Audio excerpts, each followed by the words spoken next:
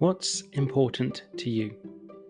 My mission is to ask as many people as possible this question, because I believe once you know what's important, you can design and build a life of purpose, meaning, and fulfillment. My name is James Dean.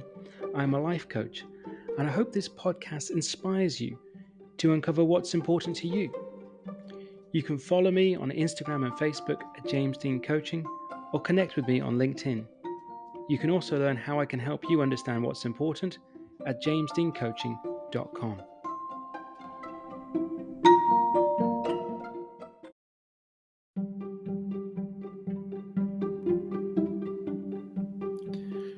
Today's guest has taught the ancient Chinese skill of face reading since 1985, initially as a diagnostic tool for healthcare professionals. He is now focused on presenting it as a tool for enhancing communication in business. Having taught and honed his techniques over more than 35 years, he has developed a mastery of observational skills. His work now combines face reading with FBI techniques from the worlds of body language, interrogation, and negotiation. In his profiling, he provides clear, detailed, and accurate insights into personality, behaviour style, communication patterns, stress triggers, and responses, enabling his clients to make clear decisions as to the best fit for their organisation and culture.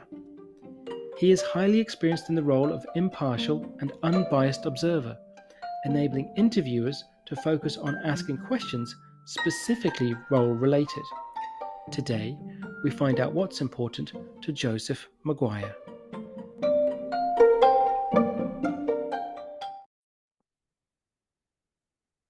Hi, Joseph. Thank you so much for joining me today. Oh, it's an absolute pleasure, James. Thank you so much for the invitation. Yeah, no, thank you for coming. I'm really looking forward to chatting to you. So we're going to go kick off straight off with it, Joseph, with the first question, which is, what's important to you?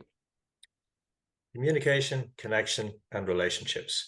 You interviewed my good friend Stuart Elliott there recently, and Stuart talked about the San Bushmen of the Kalahari. And the San Bushmen are very diminutive people, and their greeting translates as "I have seen you from afar." So it confers status and stature on the people they're meeting, and that's something that resonates so strongly with me, because when we're talking about real communication, key aspects of that is respect, showing respect, and also obviously receiving it. But the receiving is not so much the important bit, but that we're respecting ourselves first, but we're also demonstrating it in our behavior towards others. Yeah. So say that you said them real quick. Say those three things again. So it was communication, connection, and relationship. Okay. So if that's the first piece that you said about that communication, where does the sort of the connection piece then come along with that? Because there's one thing to communicate, it's a different thing to be able to get that connection. Yeah, well, I guess one of the first things to say there is, like, there's a quote from George Bernard Shaw that I've loved for years. It's one of the greatest illusions is that about communication is that it has happened. The fact that we're speaking to somebody doesn't mean we're actually speaking to them. Quite often we're speaking at them or across them. So a lot of what I'm about is actually nonverbal communication. And the reality is we are communicating vast volumes of information about who and how we are before we speak. And excuse me, we have, as a species, we have only had verbal language for somewhere between 150,000, 200,000 years, which in terms of an individual life sounds like an infinity. Yeah. But in terms of our species, it's a very short period of time. And prior to that, our ancestors communicated. They had to be able to read the body language. They had to be able to read the facial expressions, had to be able to read faces, because they had to know very quickly whether people coming towards them were friend or foe. But they also had to be able to do that, to be able to communicate and collaborate effectively. And we're only here because our ancestors learned to collaborate and communicate. Like, if they hadn't, we wouldn't have. They wouldn't have survived, so we wouldn't be here. And what a big part of what I'm about, particularly when I'm like doing any kind of training or teaching, etc., is helping people to recognize that before they speak, they're communicating. And when we when we have real inner confidence, when we're at ease within ourselves, we're communicating a sense of ease to the other person before anything is said. Yeah. So, and particularly then if we greet them with a smile, like a real, at the full Duchenne Yeah. smile, we're triggering a response in them that tells them we are not a threat. So they can, it's almost like they can breathe out. They don't have to be on guard. Mm. So that's the initial part, and in many ways the most fundamental part of communication. It's triggering that response. It's communicating that, but also triggering that response in others, so that we then create a bridge for connection and building relationships. Okay. So, because I know this is obviously essentially your life's work in a sense of what you're doing, in a sense of how you're doing this, and especially in the sense of the, as you said, the non-verbal versus the verbal.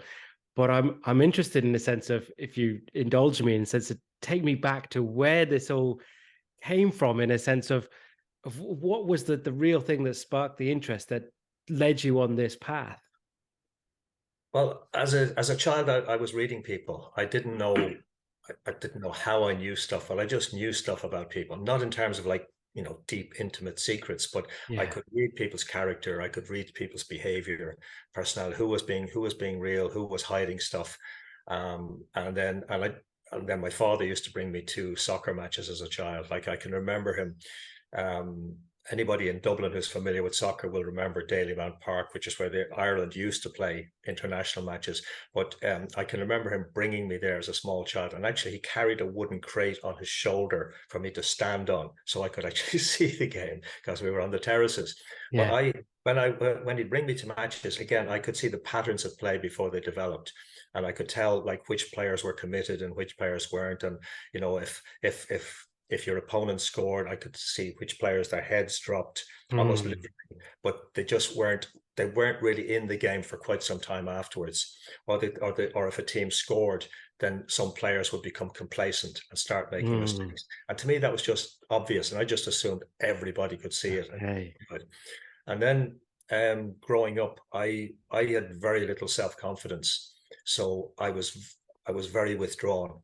Like I had a circle of friends. I played football, and that was really what kept me sort of sane, in as Yeah. much as sane. But I had very little social confidence, so I spent a lot of time observing and listening, and that's another part of the non-verbal bit, is listening to how people speak and what they're not saying. Mm. That's also a vital part of the deepening of the communication, if you like. Yeah. So in sense of that's sort of where you say that interest, or sort of, as you say, you thought it was everyone who could see this way you were seeing it. Yeah. How then, because it seems, especially that maybe the time that age, and looking at it from this perspective, was it at a time where you could then go into study this, or was it, in sense of, was it some more psychology, or was it, or something? Did you pursue that through education, or did you just go straight into business as such?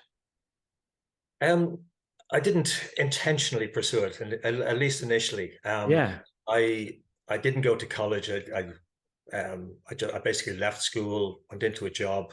After a few years, that I was made redundant, which actually allowed me to do something I always wanted to do, which was to go to Israel and spend time on a kibbutz.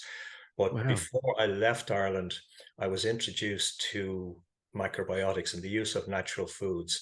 And now I'd Okay. always been really fit at that time, but eating natural foods changed my whole energy level, my perception so dramatically, because it reached a point where I had so much energy, it felt like I didn't need to sleep.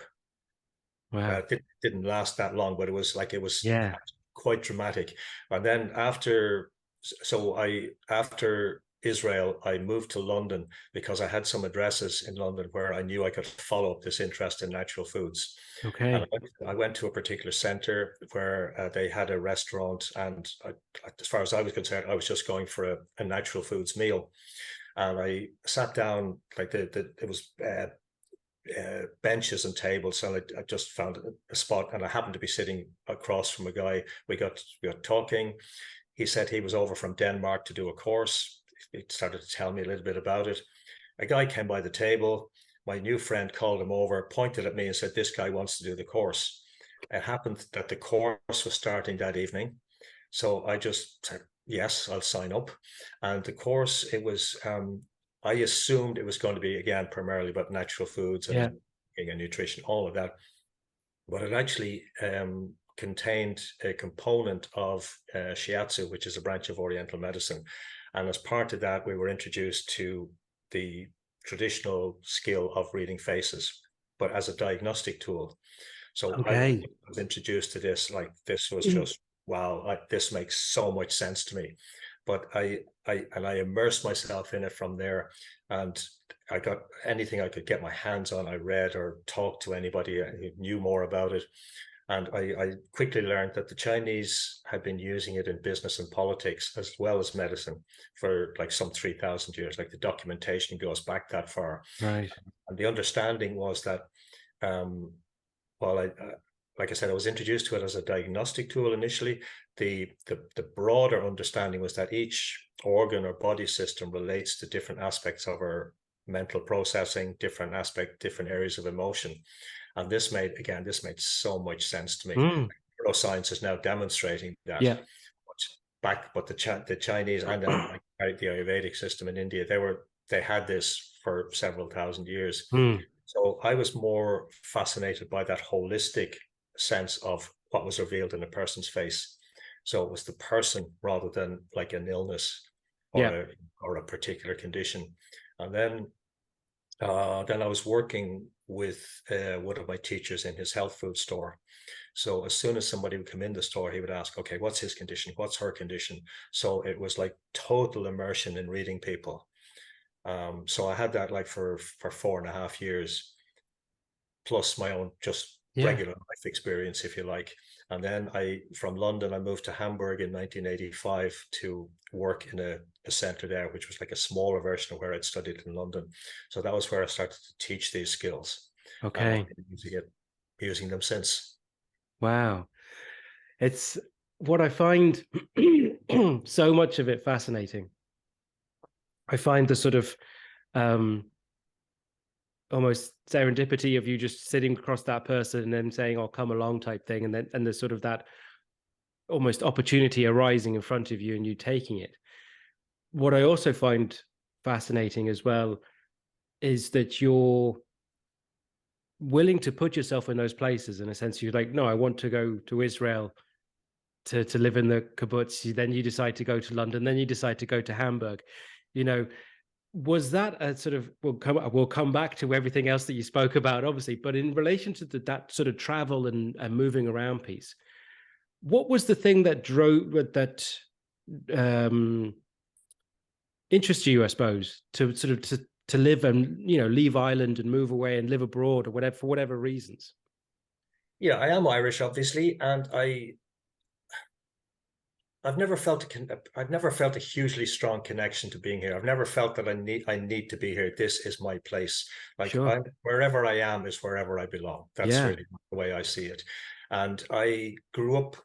One of the great gifts my parents gave me was they introduced me to reading at a very young age. Like as soon as I started, I think they started to. Well, in fact, I know they started. They were reading comics to me before I ever went to school. And as soon as I was introduced to school and reading, they would work at it with me. So I just had a love of reading, and they brought me to the local library as soon as I could actually read, and got me a child membership. So again, any book I could get my hands on, I was reading, and I loved reading just anything and everything, but I particularly loved history. And I was immersed in Irish history and the history of the struggle for independence and all of that stuff. And I guess I intuitively or emotionally sided with the underdog as I saw it. Yeah. And I was aware very much of the history of the formation of the state of Israel. And I knew people who had been there. And somehow the story resonated with me that, they fought for independence as I saw it and all of that. Like I'm a bit more aware now. But something about it that drew me very, very strongly. And I was aware I didn't have a sense of direction here.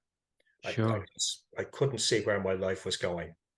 And it just made sense to me once I was made redundant, I had the money to go, Yeah. could afford it, and there was nothing to keep me here. I was single and all of that, young. Yeah. So I just went. Love it. Simple Yeah. as, yeah. Yeah.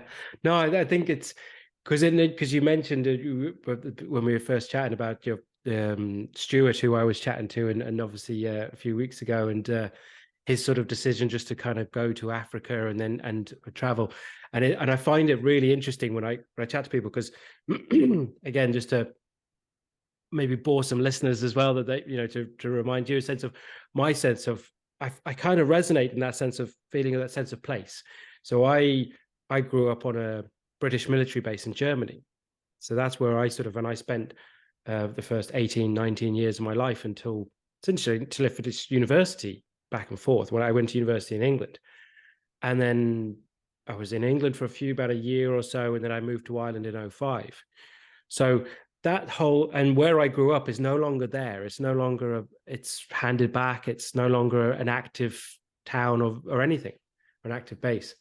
So that sense of place, as you want to call it, I've kind of, and this is the way I was interested in asking you, because it's not a case of I don't feel like belong.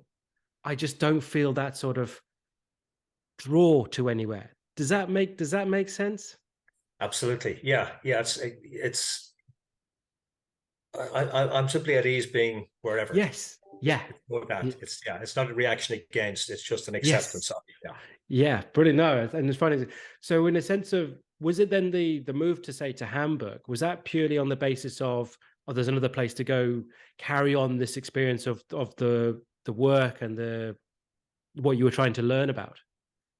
No, it was a door opened. My then girlfriend, now ex-wife, was German, and her best friend had married the director of this small center in Hamburg. They were looking for people to come, and so it just seemed like, okay, Yeah. this is the opportunity presenting. So, So yeah, yeah, and yeah. I didn't speak German, so I Yeah. had to learn it. I had to learn it quickly, and within like 11 months, I was actually teaching classes, shiatsu classes in German. So Wow. I just love the thing of learning language as well. Like even Yes. as a small child, I like watching football on TV, watching the international games. I loved the sounds of the foreign names, Yeah. and it didn't matter where they were from. There was something about getting the pronunciation right, Right. not Yes. like a typical Irish pronunciation Yeah. of, Yeah. but really getting the intonation and the sound just right. So languages always appealed to me. Yeah. For sure. So, because from what you're saying so far, and that the moving to Israel and then London and then Hamburg, and then what you do is what you were learning at the time, what you still do. It sounds like it's all very and language immersive, that you kind of you just throw yourself into it and just to try and get everything out of it. Would that be right? I'd say it was, and it is Okay. now, but there was certainly a sustained period in between where I just got so busy with life Yeah, that sure. when I look back, I wasn't experiencing it really fully. I was Mm, just, in many ways, it was like metaphorically speaking, head down, just yeah, on with things and try to make things work. And like having a family, raising children, just like full on, just busy, busy, busy. So sure.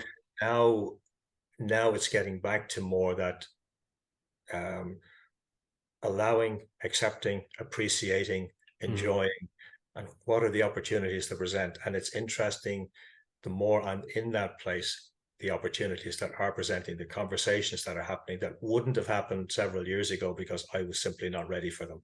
But I can mm, appreciate them, enjoy them, and make it's like so much of what I've learned through life, not just my skills, but my life awareness has brought me to a place where I can have much deeper, much more meaningful, purposeful, intentional conversations than I would ever have had before, and be mm, completely relaxed no matter where the conversation goes. mm. Yeah, excuse me. It's, I think it's interesting where you say that you put that in the sense of it's kind of that the whole thing is now is the right time. In some ways, it's being, and then that's one of the big things in a sense of when I talk to people or chat to people is having that.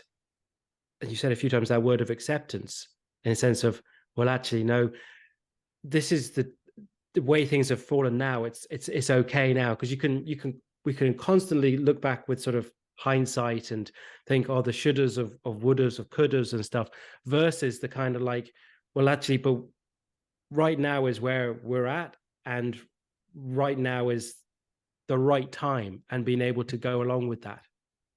Yeah, absolutely, absolutely. We can get so caught up in the what ifs, and I wish this, and I, oh, if only that.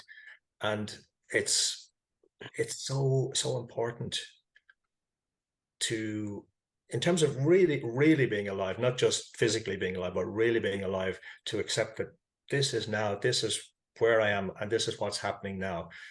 And it's not about making it better or worse. It's just how it is now. And it's also recognizing, and this has been one of the big lessons for me, is that whatever has happened in the past, good, bad, or indifferent, has happened. Yeah. It's not happening now. But where we so often get caught is that our cells carry particularly painful memories, trauma, etc., and we relive them.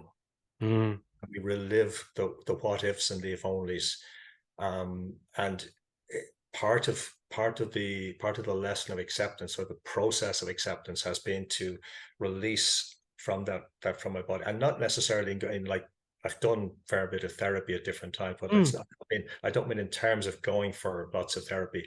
I mean really learning to relax. Mm. And when we relax, it allows us to be present, Yeah. and it allows us to be in that place where, oh, this is interesting. Yeah. When we're in a place where life is interesting, then we're much more open to the experience and fully experiencing it. And that's when we're not in the way of things, because we're not intentioning it must be this, or it should be that, or shouldn't Yeah. be. Then opportunities present. And I've been, I guess, hugely influenced by the work of Michael Singer in recent years. Like he's now, I know he's got a third book out now, but there's two books: the surrender experiment, and the untethered soul. Just had a profound influence on me in terms of accepting, committing, being, Mm. not getting caught up in all those other multiple scenarios that may or may not have happened, or should and shouldn't have happened, but just being and Yeah. breathing and saying, wow, this is an amazing adventure. Yeah. It's it's really interesting you say that, because it's one of the themes, or so one of the things that I've picked up on when I've chatted to people throughout the last year on this podcast, is that whole sense of being. But in when people are saying is that and I don't know if this ties into that, this whole thing of being yourself. And the other word that comes up a lot is this, the word of authenticity, being my true authentic self. That sort of, so does that come into it as part of you as well? That sort of being able to just, that what again comes back to that acceptance of not just where things are, but who you are in some ways.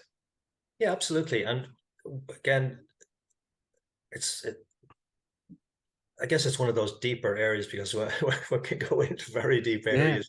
Yeah. But it's also recognizing that life wants to express itself through us. Yeah. So what does life want for me? What does life want from me? And am I willing to be, if you like, a servant to life, Mm. whatever that may mean? And that can be quite daunting when one approaches that initially, because, Yeah. oh, maybe what I want, or what I did want, is not going to happen. But then maybe something better is going to happen. Mm. And it's that sense of just opening up to, yeah, a sense of freedom, a Mm. sense, and in the profoundest sense, not just like a physical freedom, being allowed to go here or go there, but the profoundest freedom of simply being with life. Mm.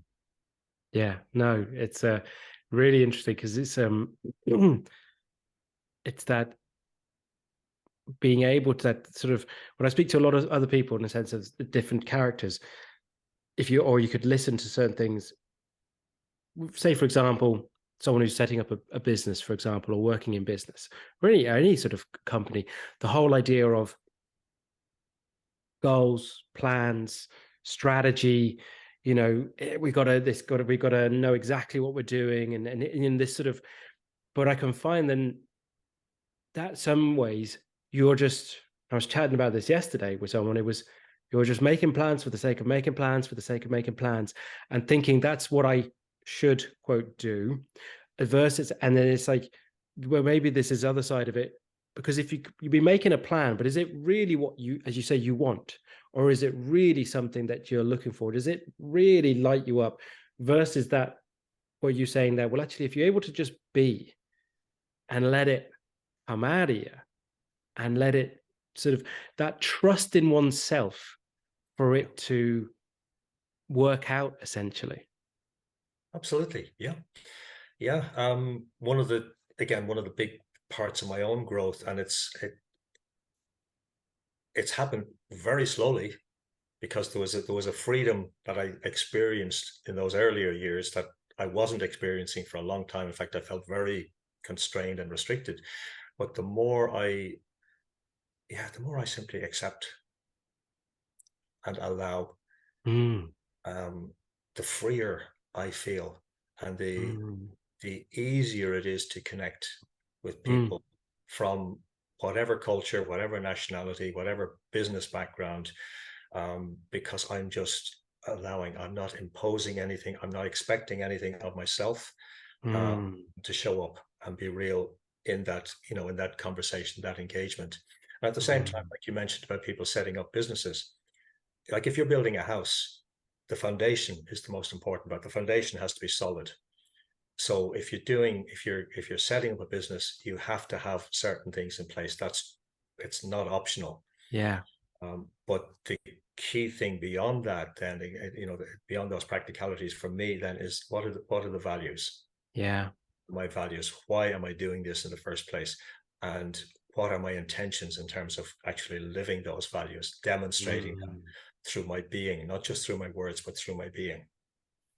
And Yeah. then again, then making sure I show up and be discerning.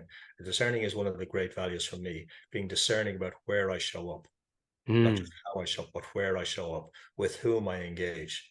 That none of us has the time to meet with everybody. Yeah. We'll all have various requests for our time, etc. And none of us actually has the time, but we can unfortunately lose a lot of time. And I don't mean that in any disrespectful way, but we Yeah. can lose a lot of time making ourselves busy, having all sorts of conversations Yeah. that don't really go anywhere for anybody. Yeah.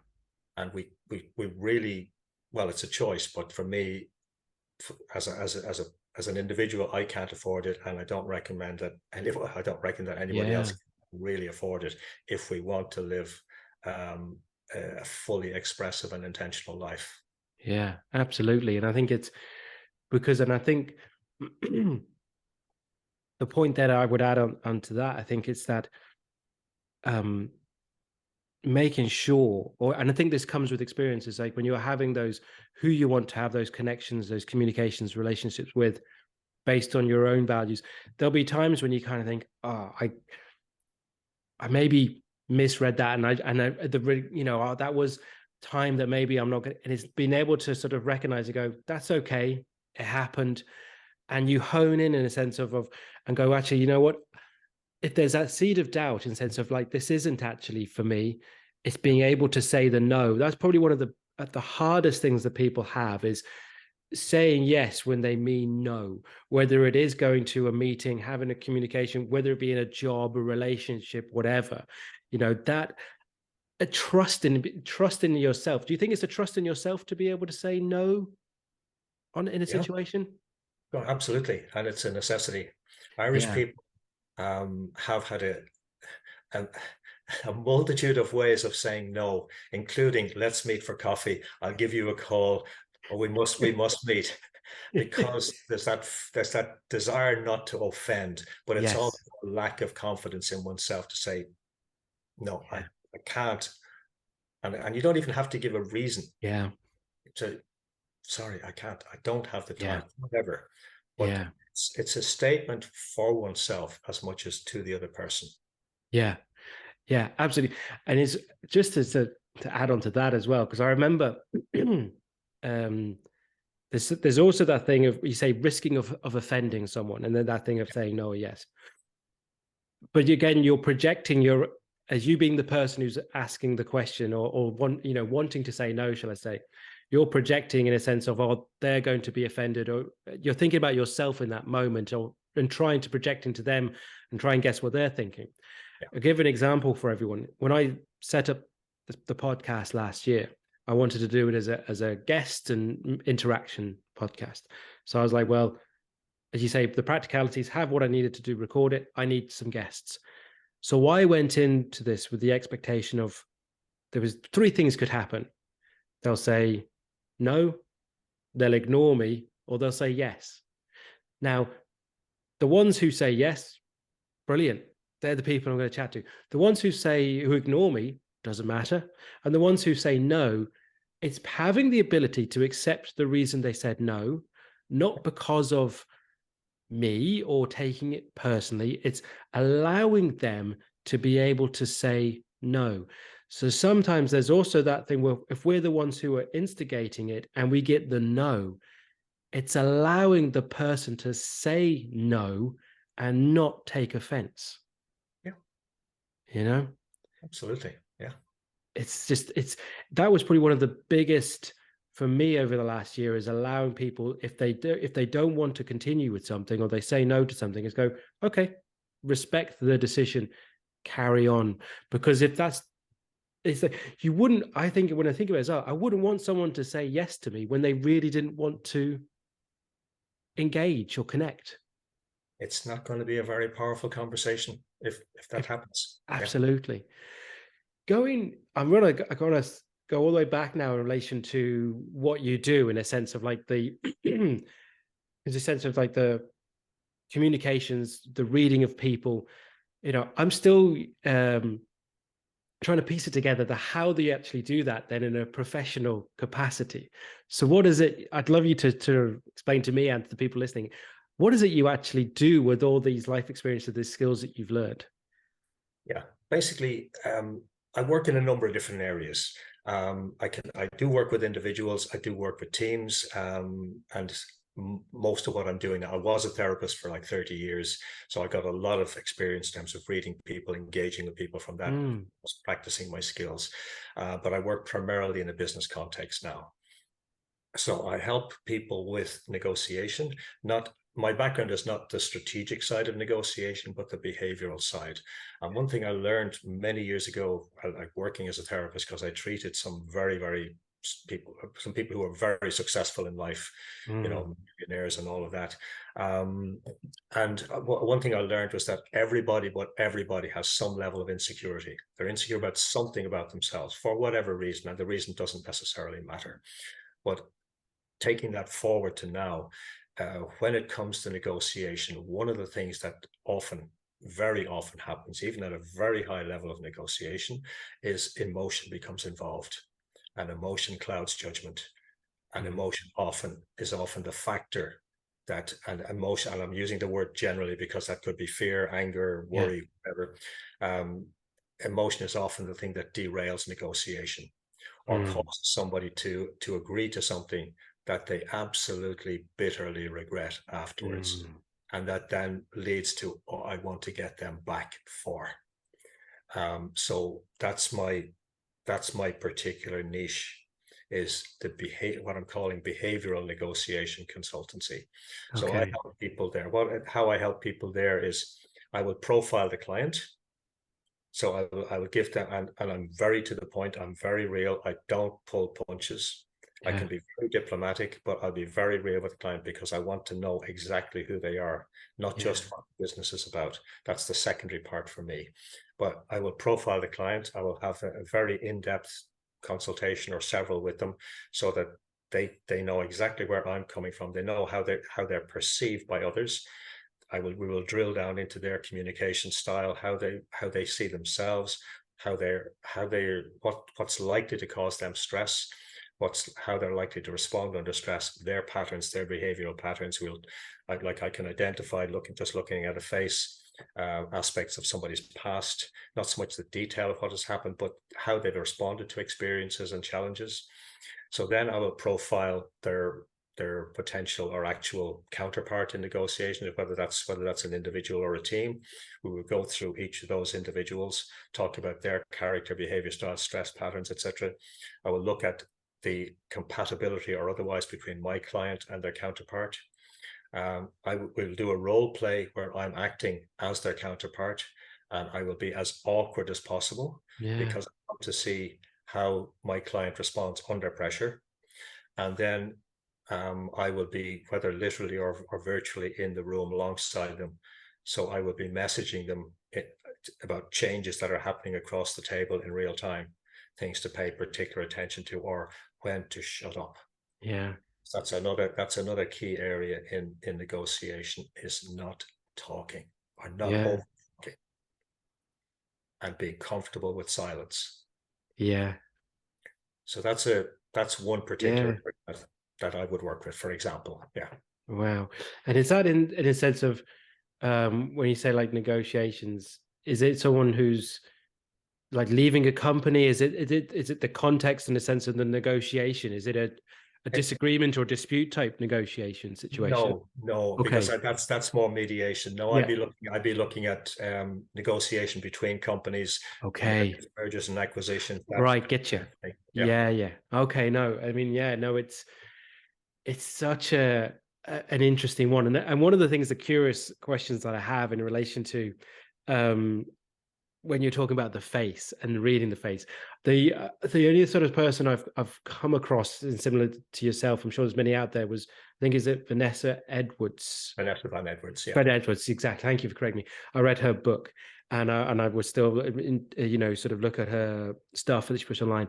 What the question I'd like to ask you is, it's like, can people sort of hide those expressions because they're so quick and they're so sort of, can you see through when people are trying to hide an expression or the subtlety of it? Is it something that cannot be, faked as such? In reality, yes. But one of the things people frequently ask me is, how would I know if somebody is lying? Example, and that kind of follows on directly from the question. I say, don't look for it, because if you're looking for it, it's like you're looking with a microscope and you're missing so much of the picture. Yes. Your body will tell you. More than just the Body will face. tell you. It's Yes. not just because what I do is reading faces, reading body language, etc. What the reality is, our whole body is an antenna. Our whole body is continually transmitting and receiving. Our body will tell us. Then we add the visual dimension, but we're also listening. We're listening for tone, pitch, rhythm of voice, how people are speaking, changes in tone, pitch, rhythm. What's being omitted? And we have to have all of those senses working simultaneously, and that takes practice. Yeah. To go back more directly to the question, people will try to fake, like you'll see poker players, for example. Yes. Like Yes. hide their tells. But the reality is, when you're trying to hide something, by trying to hide it, you're revealing something else. Yeah. Yes. So it's telling you that somebody is holding a stress somewhere. And then, Yes. is it relevant for me to spot that now? Yeah. Maybe it's not. Okay. Interesting. And when when you're then working with the person, the sort of the client that you're working with in that sort of situation, and you do this sort of real deep dive with them and trying to find out themselves, is there a part of it where it's trying to get them through the negotiation, or is there a part of it to try and maybe enable them to make changes in themselves if they wanted to? If you doing this deep dive, you find out something, or relay some sort of feedback to them, and they kind of go, "Oh, that I don't like that," about if that's how people perceive me, or that's how people perceive myself. Is there part of it? Is there a process of change with them as well? It can be, absolutely. Yeah. Yes, absolutely. It'll obviously depend on the individual. And one, like, there are three there are three key stipulations for me in working with somebody. They have to have an open mind, Mm. they have to be curious, and they have to have a sense of humor. Okay. It's absolutely essential. They have to have Yeah. a sense of humor, because when we have a sense of humor, we're able to relax, we're able to accept feedback. And I'm about feedback. When one of the people who influenced me growing up was my English teacher for the first 3 years of secondary school. Unfortunately, he died some years ago, J.J. Murphy. And one of the first classes we had with him, he explained criticism. Mm. We tend to assume criticism is negative. Yeah. Criticism is not necessarily negative. What criticism can be immensely constructive. Mm. And that's what I'm about, is giving constructive feedback to people. And then whether they wish to change or not is entirely up to them. But Yeah. the conversation will be real. But there's a story I particularly love. It was a conversation. It was relayed by a woman. She was single at the time, Jenny Jerome. She was a young American in high society in the UK. She later married Lord Randolph Churchill, became the mother of Winston Churchill. But she told the story of dining separately with William Gladstone and Benjamin Disraeli, who were like bitter political rivals, both British prime ministers in obviously different times. Mm. And after dining with Gladstone, she said, after dining with Mr. Gladstone, I felt he was the smartest person in the country. But after dining with Mr. Disraeli, I felt I was the smartest lady in the room. So I want people to feel better about themselves for the experience of meeting me, Yes. whatever that means for them. Yeah, yeah, yeah. It's it's I'd never heard that story, but I can it's that's the the making the other person, and it's not focusing on yourself. Yeah. And that comes back to, in a sense, of what you said a little bit ago, in a sense of that willing to serve versus coming from a perspective of what can I get out of it. Yeah. So I'm interested in I was reading some of the bits about yourself and that forward the chat. And one of the things that I'm sure maybe comes up a bit of a headline now is that you have on part of it is that you're using skills from the FBI. So I have to ask, because it seems so interesting. So what are those, what did you learn from that organization, shall I put it? Okay, I haven't worked with the FBI, Yeah, just to be no, absolutely clear. I've done training with some former FBI trainers. sure. Um, one of the things that really drew me was firstly listening to interviews with some of these people, and some of the top interrogators said that, like, we have this image of, like, from movies and Yep. TV shows of, people being interrogated, they're being thrown up against the wall, they're being Yeah. punched and threatened and all of that. Just saying that stuff doesn't work. Yeah. If you do that to people, you'll end up with them telling you everything they think you want to hear, whether it's true or not, just Yeah. to stop the punishment. Yeah. But what the really skillful interrogators are about is building trust, Yeah. bringing empathy into the room, having conversations, building relationship. And when people feel trusted, and again, emphasize this word feel, when they Yeah. feel heard, Yeah. it's amazing what they will reveal Yeah. voluntarily. Yes. So that's been huge. Then there's the technical skills, and some of it is observational, Yep. but some of it is listening.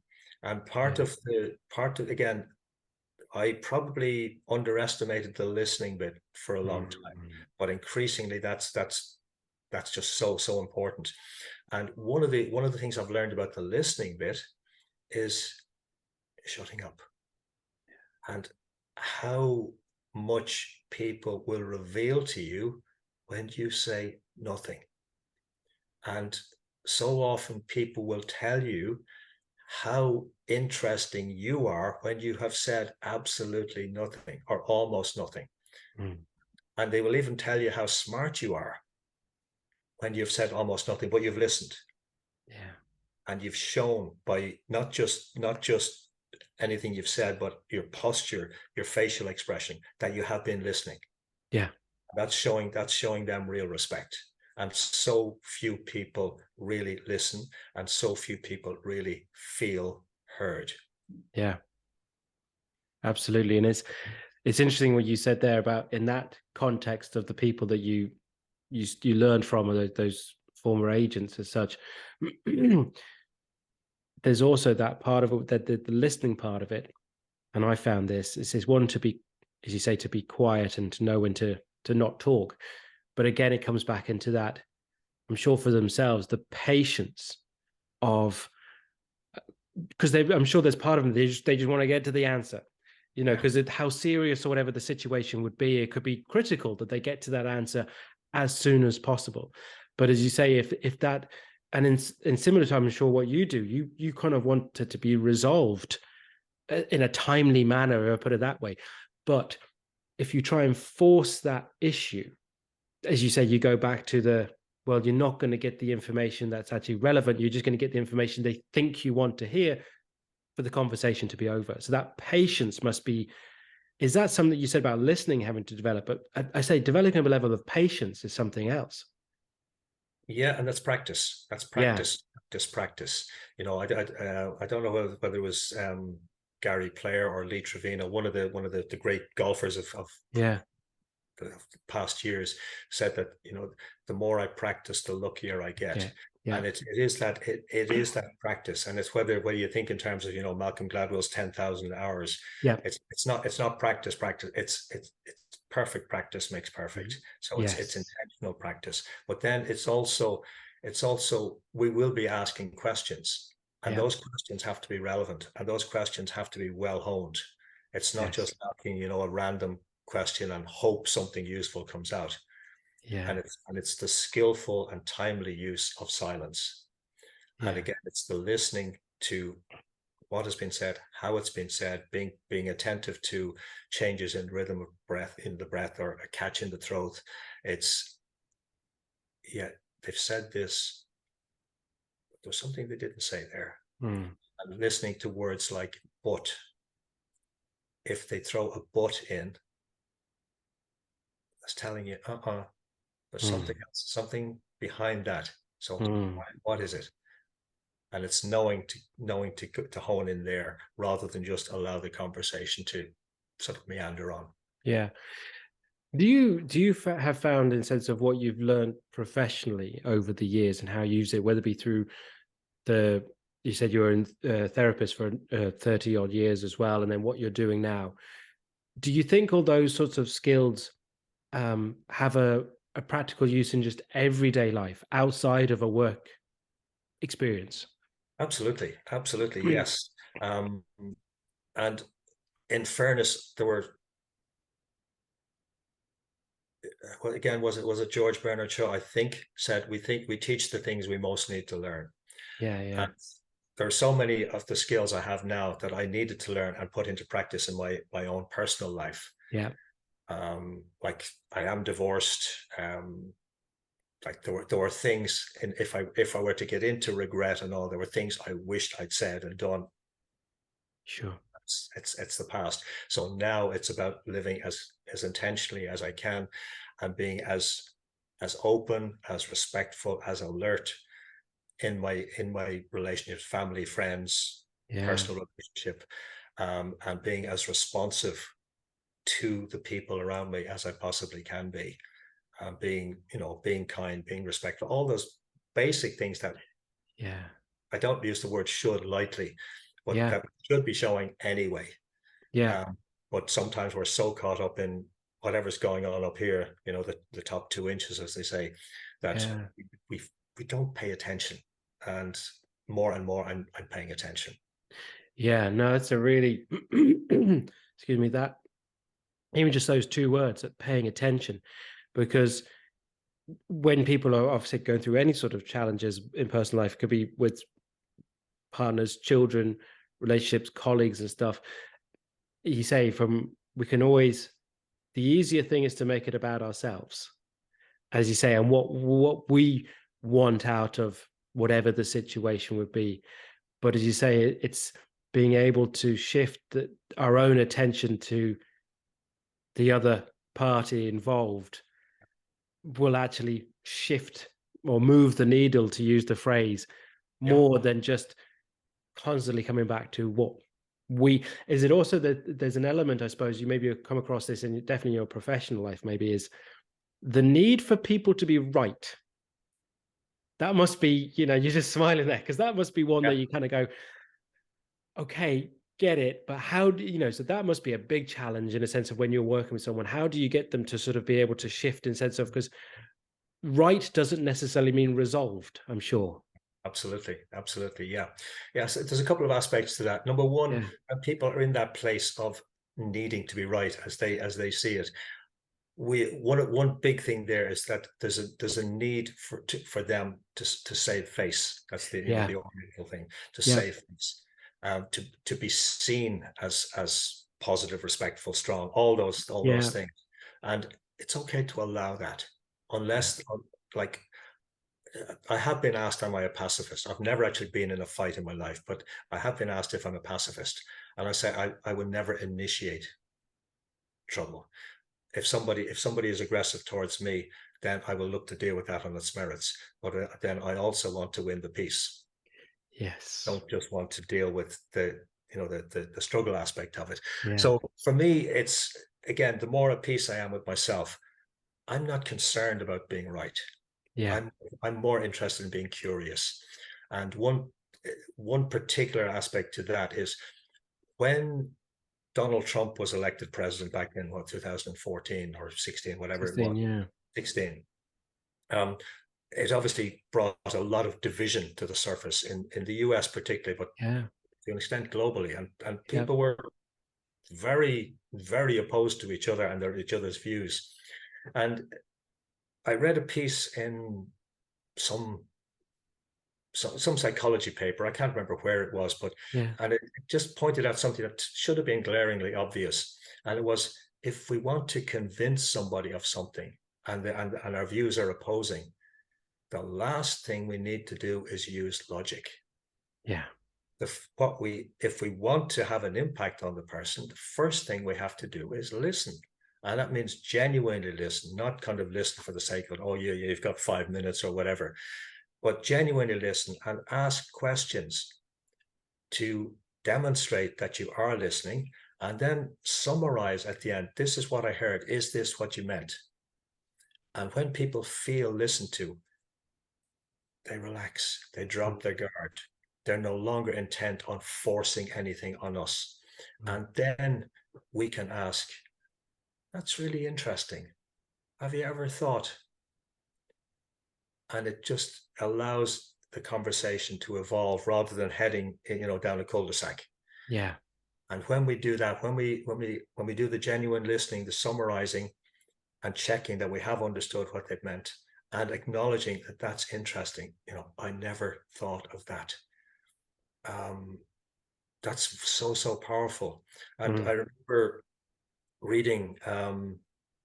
It was one of Richard Bandler's books. One of the founders of NLP, Mm. and Bandler told the story. He was on a plane. He was traveling to be the keynote speaker at an event or conference. And he happened to get on a plane, and the guy sitting beside him was reading one of Richard Bandler's books, and proceeded to tell, he didn't recognize Yeah. Bandler, proceeded to tell Bandler what the book was about. And Bandler was thinking to himself, that's not what I wrote. That's not what I meant.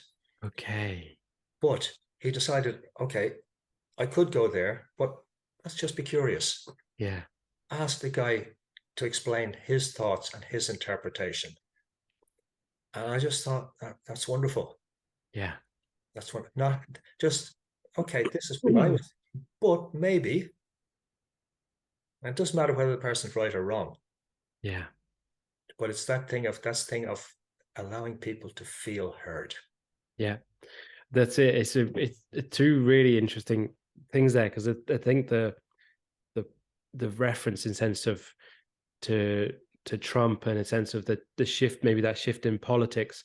And then I think it was definitely, you could say, reflected in a sense in the UK in recent sort of decisions and things in relation to leadership and things.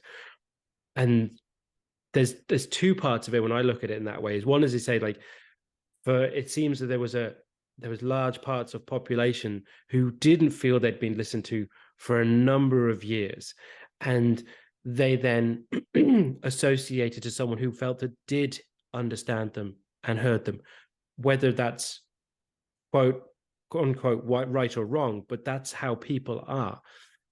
But then there's another the from my sort of observation, I'd say from that this recent political side of it, is it seems to me there's so many more in the leadership who maybe they are listening, maybe they're not, but their focus is very much about winning.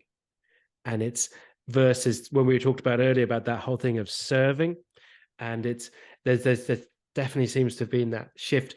But even if the perception of being listened to is felt, and as you say, you feel like you've been listened to, doesn't mean you even have been, but if you feel like you've been listened to, you're going to be much more on board or inclined to go with someone in a situation like that. So whether if the means are right or wrong or seen to be, in a sense of just or not, but it's that you can't underestimate, I suppose what I'm saying is the power of, as you said before, being felt, of being listened to and being heard. Yeah, yeah, it's one of the primary human needs. Yeah. And the thing is, if we don't listen, and particularly if the political leaders don't listen, that breeds disenchantment, and that disenchantment can grow and fester. Yeah. There's so much potential danger to community, society, if that is allowed to develop. And unfortunately, that there's a huge vacuum there in so many countries now. Absolutely. I say I normally ask my guests, excuse me, at this point, are there any quotes or phrases that are important to you? You've been dotting them in and throughout the podcast, which has been brilliant, and I love them. Are there any other ones that because they kind of come up in context, but are there any other sort of either quotes or phrases that would be really important to you? Yeah, I came across one. In fact, I have it written down here. Just bear with me a moment. Yeah, I good. have memorized it. I came Yeah. across one very recently, and I'm open to influences from anywhere and everywhere. Mm, I said I was a voracious reader growing up, so it doesn't matter to me if something resonates with me. It yeah. resonates, and it's from the third Zen patriarch, and it says the great way is not difficult for those who have no preferences. So going back to the idea of business, we can have goals, we can have plans, we can have intentions, but circumstances may change. Mm, So it's not to be fixed on it has to be this, it must be that, it can't be this other. mm, It's to recognize that, and particularly now where so much is changing in life and business, we have to be open, we have to be flexible and adaptable, and to yeah. recognize, okay, yeah, this is what I wanted, this is what I thought, this is what I was planning for, but it's just not feasible now. So Yeah. I have to open up to something different. Yeah. So it's just allowing that. And there's several quotes from eminent like quantum physicists back in the last century, particularly, that resonate with me. There's one by Werner Heisenberg that I can never quite remember the wording, but it's along the lines of um, atoms don't. It's along the lines of, and I'm really Yeah. badly paraphrasing it, Yeah. that atoms don't exist. They're simply potential, Yes. Yes. Yes. and Yes. that's mind blowing. Yes. Yeah. Can you reread the first one again for me that you had written down? Can you just read it again for me? Yeah, the great way is not difficult for those who have no preferences. Yeah. Yeah. Yeah. No, and again, I love it in the sense of that, and the one that you say about the atom, in some ways, from completely different in sense of fields, but have that same sort of feeling about it, and it is that, as you say, that ability to be able to adapt and adjust and change, and as you say, and I think a lot of these, from what you do as well, from professionally and things with the negotiation and talking to people, is like even through, I'm sure, through therapy, is people allowing people to, as you say, release themselves from being fixated on an outcome that may never happen, on the sort of the it's like visualization. I've done it before in sense of visualization for goals, and it's a fabulous thing to and tool can work, and it has worked on occasion. But it's a tool. Yeah, It's not if you got to be able to use it in the most positive way. But if the picture doesn't become what you expected or hoped, that's okay too. And it's been able. One of the I was saying earlier about the sort of taking a no. One of the biggest learnings for myself after working with a business mentor last year was to remove myself from the outcome and not tie myself personally as such or emotionally into the outcome. There's outcomes I would hope to achieve, but my sense of self is not tied into them. Does that make sense? absolutely, absolutely, yes, yeah. It doesn't, whether it happens or doesn't happen doesn't define you. Yeah. It's really, have you committed yourself to being the best you can be in that situation, in the process? Have you committed yourself to the process rather than Yeah. simply the goal? Yeah. And have you really given it? Have you really given it your best shot? You Yeah. have or you haven't, and you'll know. You'll know. Exactly. Yeah. And either way, you learn from it and you move Yeah. on. Absolutely. Um, you just said it there. You're influenced by anyone and everything. And again, you shared a few with us today. Is there anyone else you'd sort of reference now in sense of being influences on you? Yeah, I guess that there are several, but there are two immediately come to mind. There's my father. My father died many, many years ago now, but he grew up in inner city Dublin, had a very, very tough childhood, like beyond my imagining. I know a lot of the details, but like some of it was just trauma upon trauma upon trauma. But he was a gentleman in the truest sense of the word. But sense of the word, he was a guy who was really committed to. He lived with, like, as far as I could tell, full integrity. He didn't allow his circumstances or his background, his upbringing, to define him or to limit him. He was always looking for ways to improve, because he had to leave school at the age of 12. And like, even from the age of 6, he was out every day before and after school helping his father, his father was a blacksmith. So he would have to help his father. So he only had 6 years Mm, of schooling, and he also had hearing problems at a time wow. when that wasn't acknowledged. Yeah. So, like, so many strikes against him, as you would say. But he was always looking for ways to add to his education, to improve his circumstances, but not Yeah. simply for him, but for the family. He Yeah. was completely committed to his family, and it didn't matter what it cost him. Yeah. So he, like, I can still hear his voice, like, what, nearly almost 40 years after he's gone. And Mm, I can, just in a way of just encouraging mm, things he said. And the other one is, the man who died last week, actually, Harry Belafonte. And for for people who know the name, and many people won't know the name anymore, but for many people who know the name, they know, like, the Banana Boat song, or, Island in the Sun, or the sort of happy kind mm, of songs. But what most people don't know about him was that he was a, like, people may know he was a massive, great friend of Martin Luther King, but mm. what they won't tend to know is that he was the one who provided a lot of the finance for Martin Luther King to actually continue. He provided, like, he paid for home help for Martin Luther King's family. He paid for the children's education. Yeah. He paid for the freedom riders who went in buses down to the southern states, to help change the shocking Mm. situation, the Yeah. racism and all of that. He was the one. He was an instigator for the March on Washington, where Martin Luther King gave his famous speech. He brought a lot of white entertainers in to make sure it was a more integrated Yeah. uh, image that was brought out to the world. He brought the Martin Luther King and the Kennedy administration together, and a lot of the meetings that happened between them were in his apartment. Wow. He was the guy who instigated the "We Are the World," the American equivalent of Live Yeah. Aid. Yeah. It was him who started that. At the age of sort of his late 80s, 90s, he was working he was working to help change the lives of gangs Mm. in different cities in America. So an extraordinary man, and a man Yeah. who was completely committed at a time when it was not fashionable. It impacted on his career when he was massively successful, but Yeah. it didn't stop him in his tracks. So he has been a massive inspiration for me, Yeah. and probably more and more I'm seeing him as a mirror into asking myself, okay, what am I committed to? Yeah.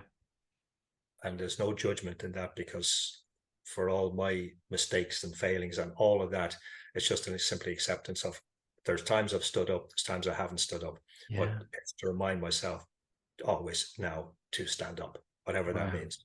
Yeah. Thank you for for sharing those two. They're very powerful, and I'd have to admit I didn't know half the stuff that you just spoke about regarding to Harry Belafonte. So I will. That's a rabbit hole I can see myself going down, which is not a bad one to go down. So that's brilliant. Joseph, it's been an absolute pleasure to talk to you. I just do have one more question for you though, and that is, what's important for your future?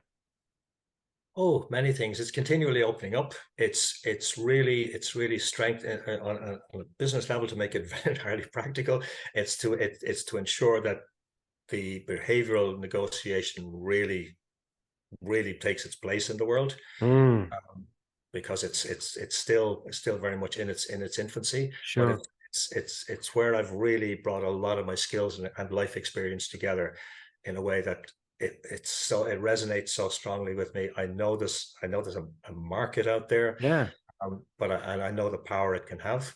Yeah. Um, there's also, where will I move to next? Because I'm not finished moving. Like, this is the 24th, 25th place I've had How? so far. Yeah. And I will certainly be leaving Ireland again. I don't know where to or when yet. I'm learning Italian, so who knows. But Love it. there, and just continuing to deepen my relationship with my adult children, with my partner, with my friends, my business contacts. Just deepening all of Yeah. that, opening more, and appreciating, and laughing and smiling more. Love it. Love it. As I say, Joseph, it's been an absolute pleasure to talk to you. I really appreciate it. We will make sure, excuse me, all of where people can find you online will be shared within the show notes. But if you would like to give a shout out now where people can follow and connect with you online. The best way to connect with me is on LinkedIn. It's where I'm most active. And Brilliant. it's Joseph McGuire, McGuire. I say we're the French speaking branch of the family, but I should probably change that to Italian. Fantastic. As I said, those links will be shared in the notes. So if you want to connect and follow and with Joseph, you can find him there. Once again, thank you so much for chatting to me today, Joseph. Oh, thank you, James. It's an absolute privilege. Thank you so much.